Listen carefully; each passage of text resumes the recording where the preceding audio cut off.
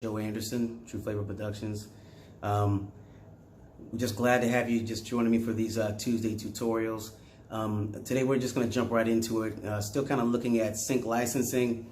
Kind of skipping ahead a little bit because ideally what you really want to kind of be doing is doing a little bit of research to find out who you want to be shopping some of these songs to. But if any of you are like me, the part that you kind of dig a little bit more is the music part of it. So we're going to deal with a little bit of formatting today, and then we're going to jump back into some of the research in the weeks to come.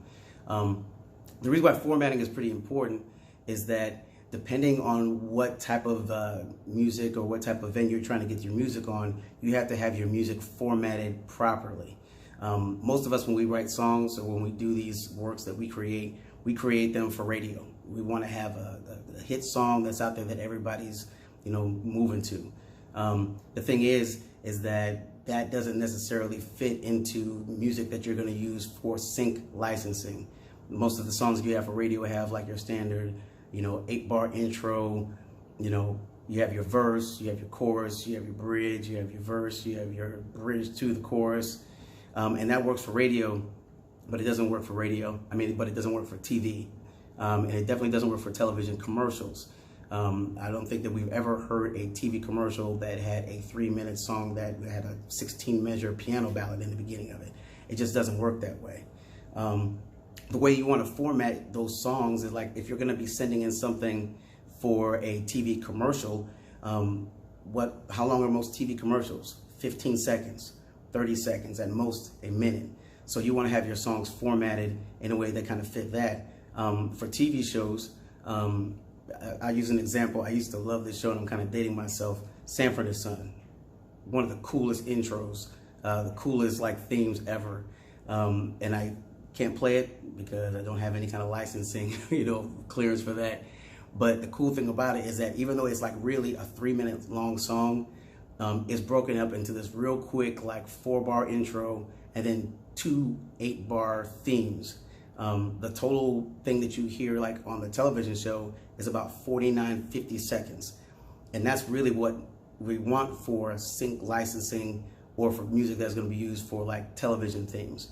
A great example, and I can talk about this one a little bit more because I was able to kind of get a little bit of clearance on this one, the song The Middle. And I know that if you've been breathing for the past year, you probably heard that song. It was all over the radio, but it was also on the Target commercial.